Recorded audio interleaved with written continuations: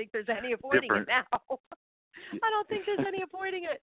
But and we're talking about authors and publishing, and I had another weird news story, but I think we should just save it now that we've gotten off onto a good, conversation and all of that stuff. Well, maybe it'll pop up later in the show, but I don't know. You just did a book launch too, not that long ago, have you, Rick? Yes, I did. It was quite successful. Unfortunately, I sold out of books. I just hate it when that happens. Damn it! I'm going to be. I know, darn I'm it. Going to have. I read right through the first book, so I'm going to have to be now. I have to get involved with the second book, and I'll be anxiously awaiting Jason's. I'm sure Jason's going to send me an autographed copy of his new book. I'm sure, Jason. I'm sure it'll happen. and I'm sure I'll get a picture of Hooters one day. I'm sure you will. Are we talking about the restaurant? Oh, Jesus. He'll probably take his own for that matter. I don't know what's going to go on. Good God in heaven. What's a girl got to do to get a book around here, Shall we bring up that Catholic schoolgirl skirt again? Oh, I have a new one. And my daughter found in my room. I was looking through. For those of you that don't know, I've done a little acting over here in Louisiana lately, and I was digging through this giant laundry basket of stuff that I've been, ripping out all kinds of stuff from my closets lately, because they tell you literally at like 10:30 or 11 o'clock at night that you have to be on the set at 5 or 6 a.m. in the morning, 2 hours away, and what 5 outfits you have to bring with you that are ironed. Okay, it's insane. And so I'm ripping all kinds of shit, and it's always something crazy out of everywhere. And all of a sudden, this black and red schoolgirl skirt pops out of nowhere that she's never seen before. And she goes, "Oh, what's this? What's this?" And she, anyway, she immediately picks it up and, holds it up to herself. And I snatched it away from her. I'm like, put that down. Put that down. That's my Ghost Chat schoolgirl skirt. You can't have it. Anyway. She's like, when are you going to wear that? And I'm like, I'm going to wear it. Anyway, it's pretty short. That's all. That's all I'm saying. And I'm like, it's like a costume. I'm going to wear it at some point. So anyway. In case you didn't really think I had one, Jason, there it is. If she doesn't steal it from me, Oh, jeez. So anyway. So what's the magic formula for your success with these new books, Rick? I mean, I can't believe you churned out a book that thick that quickly after launching your last book. It's insane. What's your magic formula? I wish there were one. Because while it seems like I put these books out really quick, they're based on true stories, on actual paranormal investigations and histories and everything that my team has done. And my team's been together since 2008, and from 2008 until the present, I've got 3 stories that are book worthy. So it's not like I just pop these out. They've been brewed for a while. In fact, both of these books that are out now actually occurred between 2009 and 2012. So they've been in existence for a long time in my mind. So that's kind of that's my magic formula, is to have something that you've already been through, and you've had time to work it out before you start putting it on paper. Unfortunately, I'm working on my 3rd book now on an incredibly active location that I'm still investigating. So I'm not sure how this one's going to turn out. I've never written something while it's going on, so it's a little bit different. Oh yeah, I could imagine that would be a little bit different because there is no ending yet. Right, and that's one of the reasons why I'm doing a lot of note taking and outlining instead of just writing, because I don't want to start out a certain way and then when I'm finished with this case, realize that the outcome is totally different, and there may be some important things that need to go in the beginning of the story. So, it's a little bit frustrating at times because there are things that I really want to write, and sometimes I'll write them anyway. I just don't. I'm just not writing it in book format yet. Right. So, I mean, how would you feel too? Like, I mean, I'm just thinking about how huge this last book was. How would you feel, like, if a publisher wanted to condense your work? You know, after all that. I would. You know, if you mean by condensed, by editing it down and making it shorter, I would feel. I would feel a little bit cheated, and I would probably just have to go. I would have to go with someone else. You would. So you really just do that. Okay. So you really think it would take away from the integrity of your story? I think so. I mean, I didn't write any fluff in here. I mean, it's all. Yeah. It's all really what I was feeling about the cases and what happened in the history. You know, I think to me it's all important, and I don't care if it's important to the publisher or not. If the reader likes it, that's all that matters to me, and if I'm satisfied with it. But you know, I mean, honestly, I use a fairly. Go ahead. Oh, you can go. You can finish.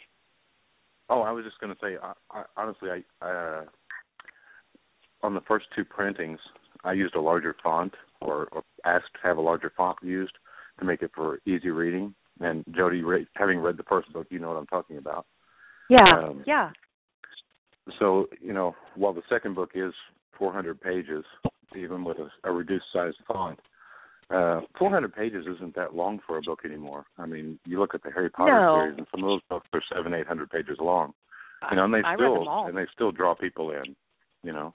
Oh, absolutely. It depends on if you're a real book reader. You know what I mean? Like, if you're really a reader, and the story just moves, I really don't think it's that long at all. I'm with you on that.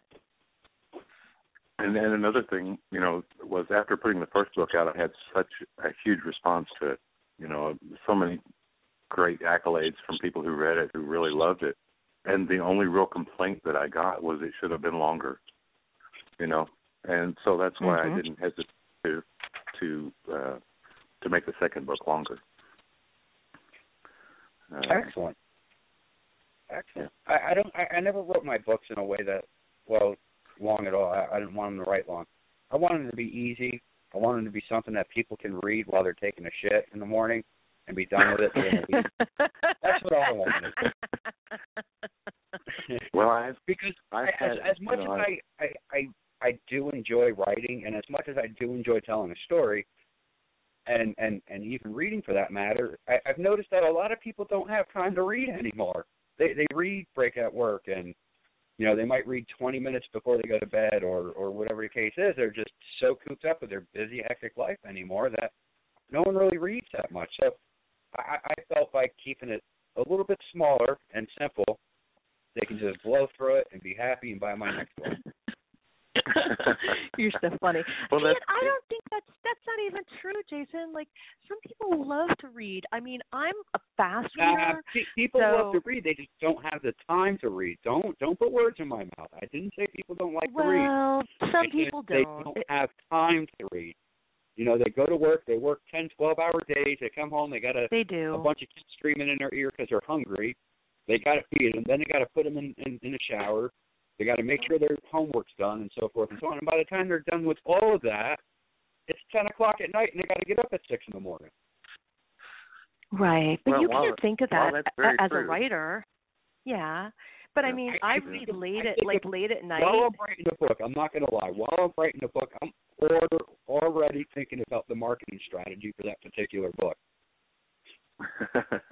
Well, that's where you and that. I differ a little bit, maybe. There's something wrong with because that. Because when I'm writing a book, I don't care if anybody buys it, honestly. I mean, I want the story to be great. I want it to be a good book. And if somebody picks it up and reads it, and it touches them in some way, means something to them some way, that's all that matters to me. If I sell 100 copies or if I sell 1 million copies. It's all the same. Right. And even Annette will tell you, I don't expect to be a millionaire. I don't care if I get the house on a hill or whatever the case is. Right. I just expect to be, I guess you can say, reimbursed for the money that I spent getting it published.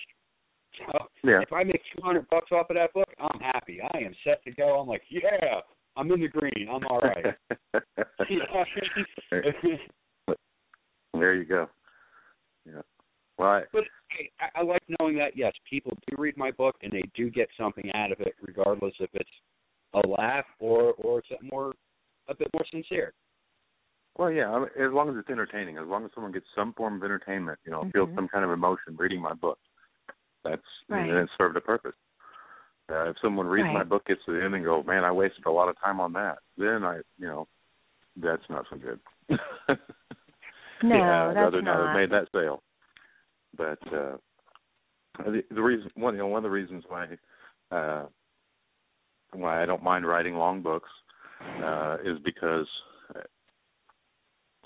I have some. I hate to even use the word, but I have some fans, I guess already, and they're always looking.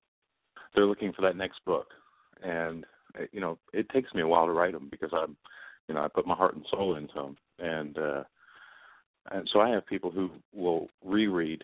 There was actually one woman who contacted me who was actually sort of a friend of mine who actually read the first book, I think 6 times, waiting for the second book to come out. So I don't know how many times she'll have to read this one before the third book comes out, but it's one of those things that it takes me time to write. I guess it doesn't take me as long as some people, but it does take some time. If I get the third book out before the end of the year, I'll be happy. But for someone to read a book in a week or two, and then have to wait 6 months or 8 months for the next in the series, that's a long wait for them. So it's normal, I think. I mean, there's authors that I've followed over the years, and I mean, I'm a real book reader. Let me tell you, I'm more acutely aware than ever after this last move of how many books I really do have. Because they do not move easily, and I like books. I do buy downloads. I have Kindle, all that stuff. I do that. I do iBooks, all of it.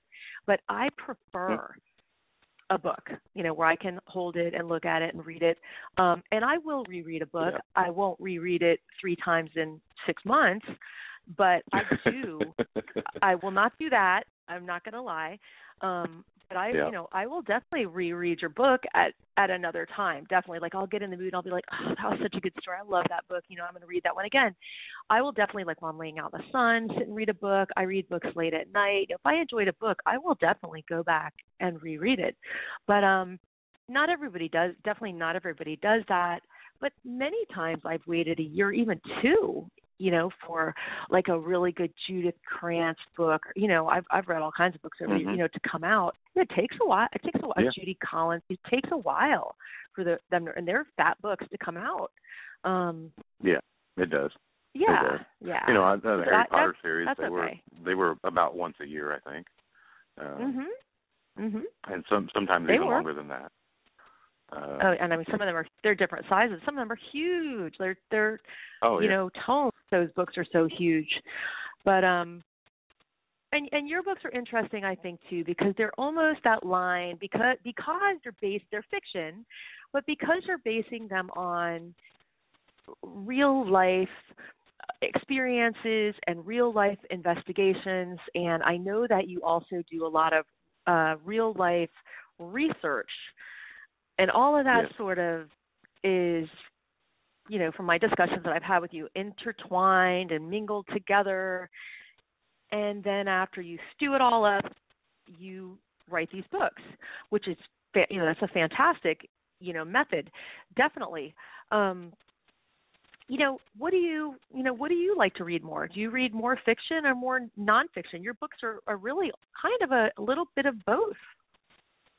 I actually read more fiction, I've always been a fan of fiction and fantasy.